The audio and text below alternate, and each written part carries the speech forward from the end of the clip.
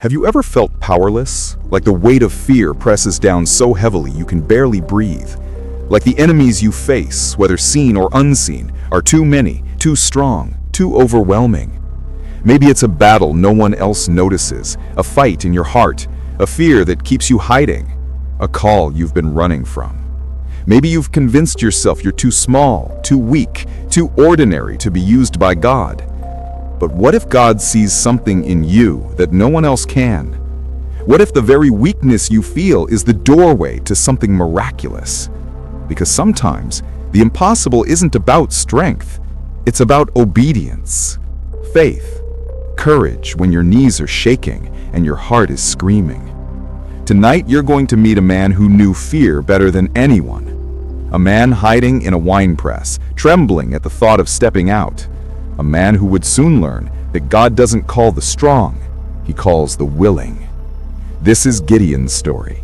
Gideon crouched low in the wine press, wheat pressed beneath his feet, hiding from the Midianites that had swept through his village like locusts.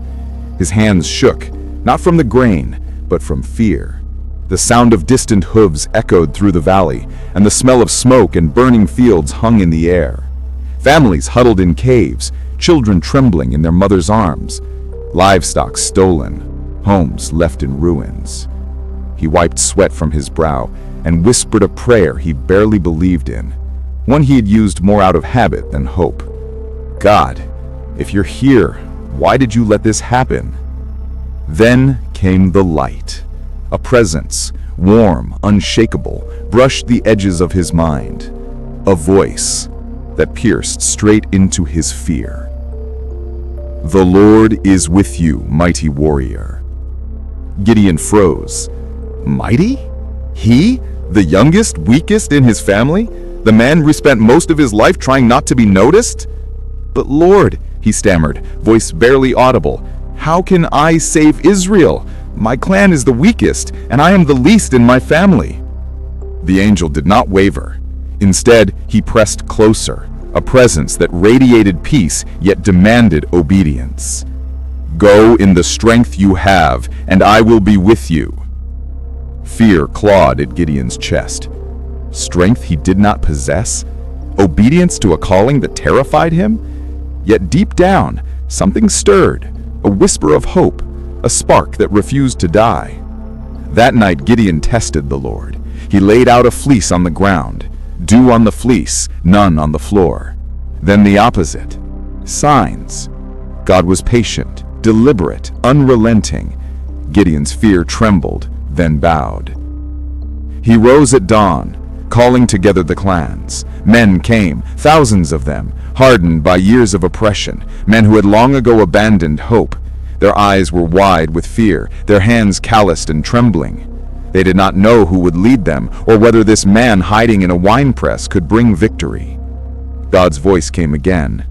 You have too many men. If you boast that you saved Israel, you will take glory from me. Gideon's heart sunk. How could a small army defeat the Midianites' tens of thousands? He obeyed. The numbers dwindled. Fear tested each man. Obedience revealed their resolve. And by the night of battle, only 300 remained. Men who drank water by hand, alert, ready, chosen. The air was thick with tension. Darkness pressed against them like a living thing. The Midianite camp sprawled ahead, tents clustered like shadows, fires flickering, the scent of fear and arrogance mingling with smoke and sand. Gideon moved among his men, whispering words of encouragement, his own voice trembling, his faith a fragile flame against the night. Torches hidden in clay jars, trumpets ready, every heartbeat echoed in the silence, every breath drawn shallow, sharp. Gideon lifted his hand, a signal. The Lord will fight for us, and we will not lift a sword.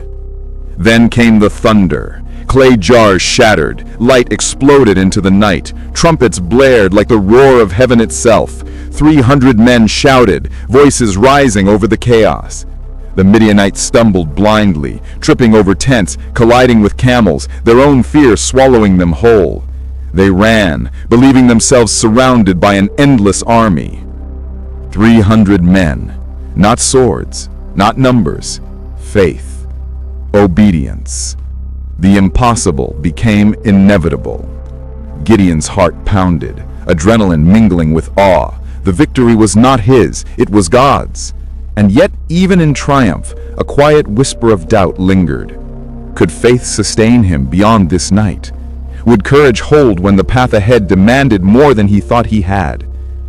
As dawn broke over the valley, golden light spilling across the bloodied earth and scattered tents, Gideon knelt in the silence, staring at the horizon.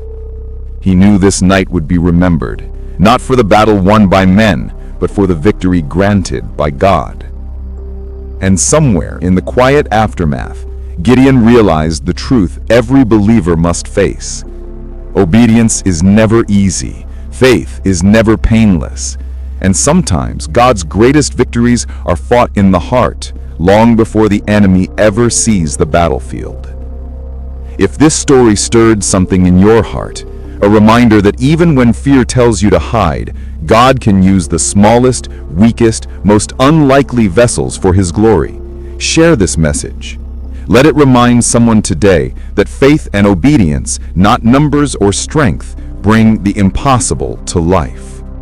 Subscribe to Living Word for more cinematic stories of courage, faith, and the miraculous ways God works through ordinary people who dare to trust Him. The valley was quiet now. Smoke curled from the Midianite fires, their tents abandoned, camels scattered like fallen giants in the golden morning light. But Gideon did not rest. His heart was pounding, adrenaline still sharp, fear still clinging like a shadow. The victory was miraculous, no man could deny it, yet the war was not yet over. He turned to his 300 men. Their eyes were wide with awe, faces smeared with dirt and sweat, voices hoarse from shouting trumpets. Some knelt, giving thanks. Some trembled at what they had witnessed.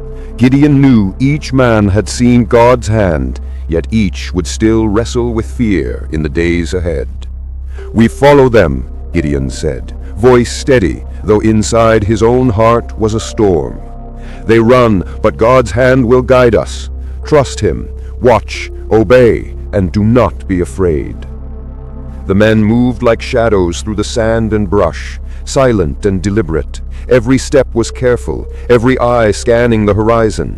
The Midianites had fled into the hills, assuming their safety lay in numbers. They did not know the army that pursued them was powered by faith, not flesh.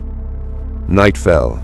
The men crouched behind rocks, torches hidden, trumpets ready, clay jars at hand. Gideon knelt, whispering prayers that trembled between desperation and hope. "Lord, let them see your power again. Let obedience, not fear, lead us." And then came the sound, a distant stir, the murmur of a camp awakening in false security. The Midianites had settled, thinking their enemies broken and tired. They did not notice the faint glimmer of light flickering like fireflies in the darkness.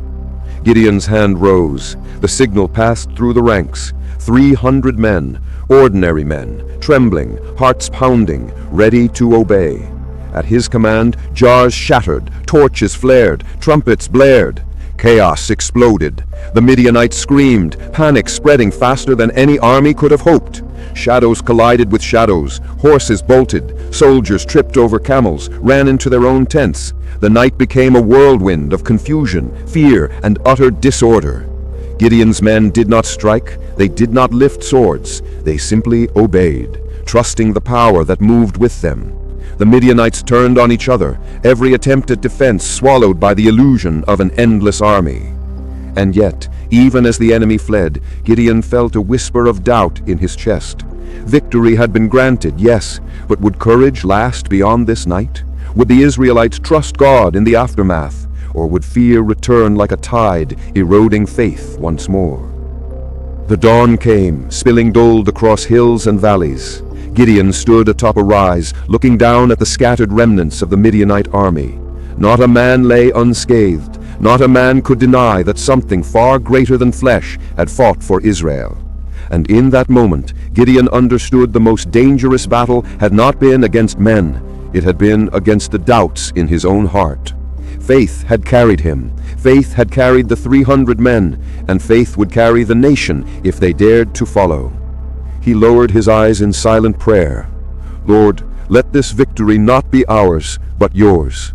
Let Israel remember that strength is nothing without obedience, and courage is nothing without trust.